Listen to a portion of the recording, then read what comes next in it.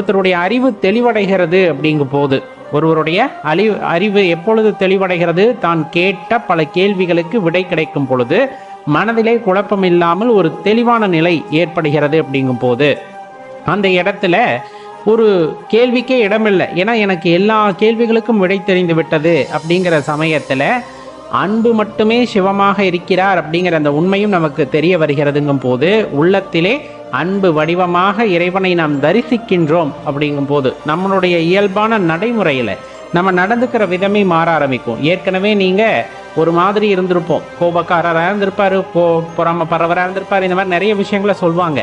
இந்த அறிவு தெளிவடைந்த பின்பு ஒவ்வொரு கேள்வியாக கேட்டு, யார் இறைவன், எப்படிப்பட்டவர், அவருடைய குணாதிசயங்கள் என்ன, இந்த உடலை இயக்குகின்ற தத்துவங்கள் யாது, இந்த மாதிரி பல கேள்விகளை கேட்டு அதற்கான விடைகள் எல்லாம் கொஞ்சம் கொஞ்சமாக நாம் தெளிவு பெறுகின்றோம். இறுதியில் அது சென்று நிற்கக்கூடிய இடம் வந்துட்டு இறைவனாக இருப்பார். அவர் எங்கே இருக்கின்றார்? நம் உள்ள கமலத்திலே இருக்கிறார். அப்படிங்கும் போது அது எப்படி நம்மால் உணர்ந்து கொள்ள முடியும்? அன்புமயமாக. அந்த அறிவு தெளிவு பெறும் பொழுது அன்புமயமான இறைவனை நம்மால் உணர்ந்து கொள்ள முடியும் அப்படிங்கிறாங்க இல்லையா? அந்த சமயத்துல அப்படி வந்துட்டு நமக்கு தரிசனமானது கிட்டும். உள்ளத்திலே இறைவனுடைய அந்த அனுபவம், இறை அனுபவம் அப்படிங்கிறது நமக்கு கிடைக்கப்பெறும். இது எல்லாம் வந்துட்டு கேள்விகளால் அல்லது யோகத்தால் கிடைக்கக்கூடிய அனுபவங்கள் இல்லை என்ற ரகசியத்தை தெரிந்து கொள்ள வேண்டும். சிவபெருமான் எல்லா இடங்களிலும் வியாபித்திருக்கின்றார். இறைவனை பொறுத்த வகையிலே சர்வவியாபி என்று அழைப்பார்கள். அனைவரும் இறைவனுக்கு ஒவ்வொரு திருநாமத்தை இட்டு அழைக்கிறோமே தவிர இறைவன் ஒருவரே என்ற தாற்பயத்தை நாம் உணர்ந்து கொள்ள வேண்டும். அப்படிப்பட்ட இறைவனை நாம் எவ்வாறு உணர்ந்து கொள்ள முடியும் அப்படிங்கிறது பெரிய கேள்வி. பல பேராலும் அதை பற்றி விவாதிக்கப்பட்டு வருவது உண்மைதான். அதற்கு முதல் படிநிலையிலே ஒரு உணர்வு நமக்கு வேண்டும், ஒரு தெளிவு அப்படிங்கிறது நமக்கு வேண்டும். இறைவன் இவ்வுலகத்திலே நிறைய பொருட்களை படைத்திருக்கிறார், நிறைய உயிர்களை படைத்திருக்கிறார். அந்த பொருட்களை ஆக்குவதற்கான மூலப்பொருட்களையும் இங்கு கொடுத்திருக்கிறார். மனிதன் அறிவுக்கு எட்டியவாறு மூலப்பொருட்களை கொண்டு மனிதன் ரொம்பவும் சுகபோகமாக வாழ்வதற்கு தேவையான எல்லா பொருட்களையும் நாம் உருவாக்கி கொள்கின்றோம். அதன் அடிப்படையிலே எல்லா பொருட்களும் கிடைக்கிறது. நாம் சுகமாக இருக்கின்றோம் என்ற காரணத்தினால் இதை படைத்தவனை நாம் மறந்துவிட்டோம். நாம் உருவாக்குகின்ற பொருட்கள் எல்லாம் கண்முன்னே அப்படியே அழியக்கூடியது. அது நாம் அறிந்த ஒன்றே. நீங்க எந்த ஒரு பொருளாக வேண்டும் எடுத்துக்கொள்ளுங்கள். உங்கள் வீட்டின் முன்னே ஒரு பொருளை நீங்கள் வைத்து விடுங்கள். அந்த பொருளை நீங்கள் தொடவும் வேண்டாம், எதுவும் செய்ய வேண்டாம். ஒரு 6 மாதம், ஒரு வருட கால கட்டத்திற்கு பிறகு பார்த்தால் அது அழிவை நோக்கி சென்று கொண்டிருக்கும். அது எப்படிப்பட்ட பொருளாக இருந்தாலும் சரி, நீங்கள் இரும்பாக இருந்தாலும் சரி, எந்த உலோகமாக இருந்தாலும், எந்த பொருளாக இருந்தாலும் ஒரு குறிப்பிட்ட காலகட்டத்திற்கு பிறகு அது அழியக்கூடிய தன்மையை அடைந்து இருக்கும். அப்ப நம்ம ஆசைப்படுகின்ற பொருட்களும் அதே போலத்தான். நம்ம எந்த பொருளை ஆசைப்பட்டாலும், உயிருள்ள பொருளாக இருந்தாலும் சரி, உயிரற்ற பொருளாக இருந்தாலும் சரி, எல்லாமே அழிவுக்கு உட்பட்டது என்ற நியதி நமக்கு தெரிந்ததுதான். இதை யாராவது மறுப்போமா அப்படின்னு கேட்டா கண்டிப்பா கிடையாது. ஏன்னா இந்த பூமி தோன்றி பல்லாயிரம் லட்சம் வருடங்கள் ஆனாலும் அப்போ இருந்த உயிர் இன்று இல்லை, அப்போ இருந்த உடல் இப்பொழுது இல்லை, அப்போ இருந்த சில தாவரங்கள் இப்ப இல்லை, அப்ப இருந்த விலங்குகள் சில இப்ப இல்லை, அதோட இனமே இல்லை. அப்ப எல்லாமே அழிவுக்கு உட்பட்டதுதான்.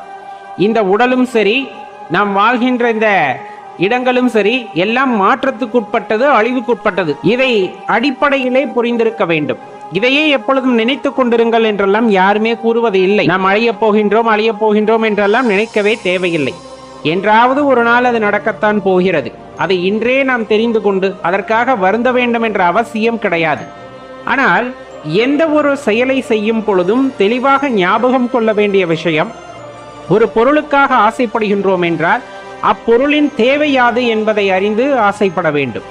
அப்பொருளை நாம் பெற்றுக்கொள்வதால் பிறர் யாராவது பாதிக்கப்படுவார்களா என்பதை உணர்ந்து நாம் அதனால் செயல்பட வேண்டும்.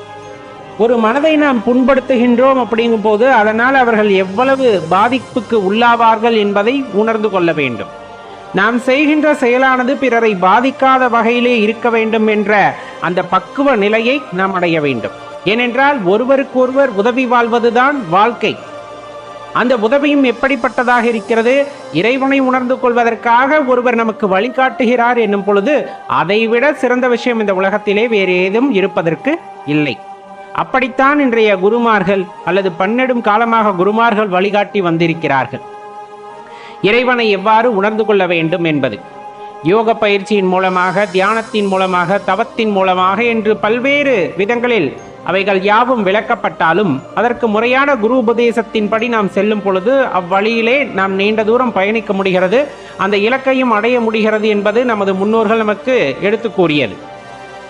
இது ஒரு வகையில இருந்தால் தெளிவாக தெரிந்து கொள்ள வேண்டிய விஷயம், அழியக்கூடிய பொருட்களுக்கு ஆசையை விடுத்து அழியாத பொருளாம் பரம்பொருளை நேசிக்கக்கூடிய ஆற்றல் பெற்றவர்கள், அழியாத தன்மையுடைய பரம்பொருளை நேசிக்கக்கூடிய ஆற்றல் பெற்றவர்கள் எப்பொழுதுமே மகிழ்ச்சியாக இருக்கிறார்கள் என்பதுதான் உண்மை.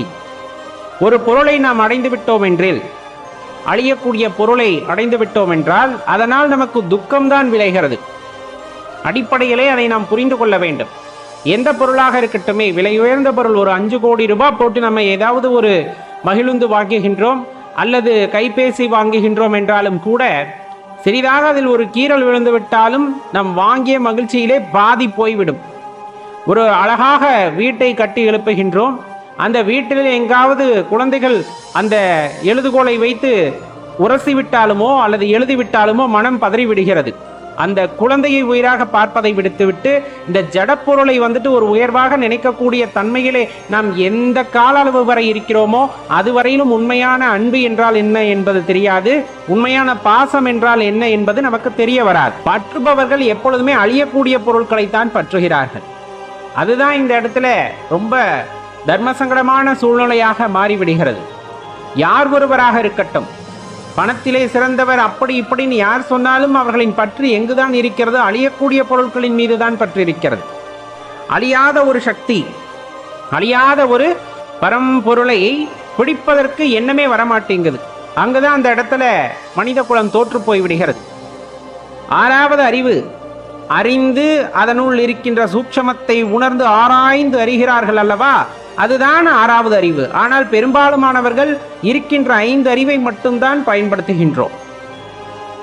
பார்த்தல், கேட்டல், இந்த மாதிரி இருக்கின்ற 5 அறிவுகளைத்தான் நாம் பயன்படுத்துகிறோமே தவிர ஆராய்ந்து அறிவதற்கு மனம் ஒவ்வ மாட்டேங்குது. இறைவனை பற்றி சொன்னால் அப்படியா என்று கேட்டுக்கொள்கிறோமை தவிர அத்தன்மையவரா இறைவன் அப்படிங்கிறத ஆராய்ந்து அறியக்கூடிய பக்குவம் பலருக்கும் வருவதில்லை. ஒரு சிலர் அந்த நிலையை அடைகிறார்கள்.